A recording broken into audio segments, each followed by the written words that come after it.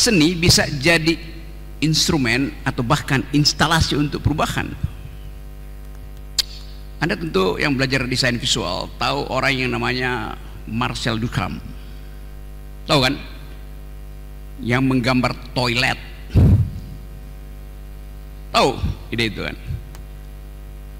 Kan seluruh di dalam filsafat seni namanya dadaism, betul nggak? Dadaisme, dadaism, dada artinya olok-olok tuh, dada. Jadi satu waktu Marcel Duchamp ini dia lihat toilet jongkok ya mungkin di Informa apa di toko bangunan di sini. Dia bawa pulang itu, dia ubah jadi barang seni yang menimbulkan tadi kejijikan, menimbulkan protes. Karena biasanya barang seni itu adalah porselen.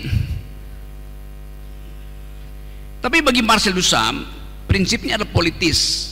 Kesenian itu tidak boleh hanya dinikmati oleh mata, tapi juga oleh otak.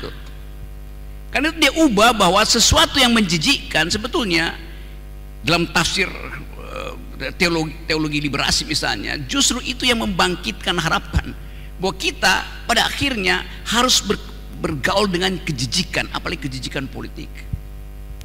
Kan poinnya begitu selalu kan. Jadi sebetulnya seni selalu mengucapkan sesuatu yang ya mungkin di dalam pengertian Nicolas Berdyaev tadi, subjektivisme kita harus bekerja untuk menghasilkan perubahan. Kata Berdyaev, cinta itu hanya disebut cinta kalau Anda yakini sepenuhnya dan Anda tidak perlu ikuti definisi cinta orang lain dan yang ada di ensiklopedia. Jadi subjektivitas itu adalah energi untuk menghasilkan perubahan. Subjektivitas itu tiba di dalam karya seni itu. Kita bisa perluas pengertian itu bahwa Indonesia terlalu estetik dengan prinsip persatuan itu. Kita mesti dekonstruksi estetika itu. Bahwa hidup yang bermutu adalah kalau ada kedamaian, penghargaan pada manusia. Saya tadi malam tidurnya sangat pulas, berdamai dengan semua problem karena dapat setengah botol moke-moke.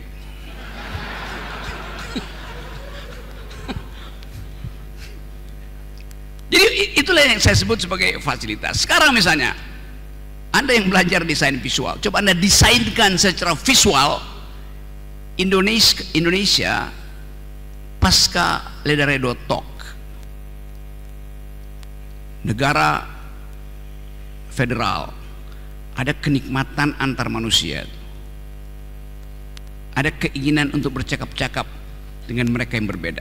Kan itu secara visual bisa Anda gambarkan. Secara visual dengan bagus digambarkan tadi dalam seni instalasi oleh teman yang mensatirkan bendera itu. Itu semua upaya untuk menggugah kemampuan kita untuk berpikir melampaui official grammar of Mukidis politics. Kita nggak bisa bicara dengan si Mukidi hal-hal begini karena dia tidak terangsang untuk bicara tentang hal yang sifatnya visioner. Apa visi Jokowi terakhir? IKN. Itu benda mati, tidak menghidupkan apa-apa di situ. Tidak ada imajinasi di situ. Coba kita uji misalnya IKN itu sesuatu yang akan jadi legacy dia tuh. Kalau kita tanya, ide itu hanya digerakkan oleh dua energi fantasizing dan energi imagination. Apa yang ada di depan saya hasil oleh dua kemungkinan. Fantasi saya tentang masa lalu yang saya nikmati hari ini, atau imajinasi saya tentang masa depan yang saya datangkan hari ini. Kan itu pertemuan dua perspektif itu yang kita sebut karya. Anda belajar seni juga dengan energi itu. Fantasizing, fantasi artinya sesuatu yang pernah saya alami di masa lalu, saya nikmati kembali hari ini. Imajinasi artinya sesuatu yang belum ada sebagai peristiwa, saya datangkan untuk saya nikmati hari ini. Kalau Anda bilang misalnya ciuman pertama adalah sangat membekas di bibirku, The question is it a thing of fantasizing or a kind of imagination? Kalau saya pernah berciuman, saya akan bilang ciuman pertama adalah fantasi saya. Tapi kalau saya tidak pernah berciuman, saya juga bisa membayangkan saya sedang berciuman dengan sesuatu yang akan terjadi di masa depan. Kan itu dasarnya. Demikian juga dengan ide Indonesia yang oleh dengan cara yang bagus dirumuskan oleh Benedict Anderson. The Imagine Society, the imagination. Sesuatu yang kita bayangkan, bukan sesuatu yang udah kita hidupin sekarang. Kalau saya tanya mana bangsa Indonesia itu, ini bukan, kata Jokowi, ini bangsa Indonesia,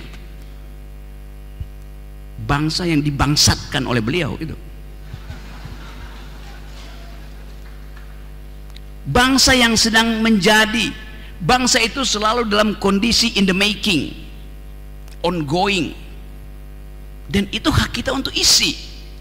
Tadi berantakin aja, kan kita bisa bangun ulang. Tadi ada masalah tadi, kesetaraan kita tidak mungkin demokrasi karena pendapatan kita di bawah 6.000 US dollar per kapita, mestinya kelas menengah hidup. Loh, di awal kemerdekaan itu ide kita, fantasi kita tentang kemerdekaan, kebebasan itu adalah 2 tahun 3 tahun pertama ketika kita merdeka, dengan partai yang ditumbuhkan secara cepat-cepat oleh Muhammad Hatta melalui undang-undang nomor X, karena dia nggak tahu nomor berapa undang-undangnya, kasihan nomor X, yaitu dirikan partai politik, hidupkan kemajemukan, bikin pertengkaran akademis. Pemilu 55 itu pemilu yang paling damai, paling keren, karena di situ yang bekerja adalah the force of the better argument, bukan force of the sentiment. Sekarang politik itu sentimen semua isinya kan,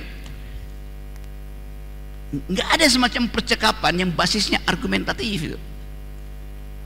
Jadi sebetulnya itu yang saya maksudkan, Pak. Ini Ledaredo ini kelebihan IQ, surplus IQ. Metodologinya lengkap, dari desain visual untuk memvisualkan negara baru, dari fondasi filosofi untuk membongkar fondasi-fondasi kuno di dalam politik. Kita punya semua peralatan metodologis itu. Karena itu saya ingin jadikan, biarkan IKN itu jadi ibu kota negara, tapi mau mere jadi ibu kota pikiran.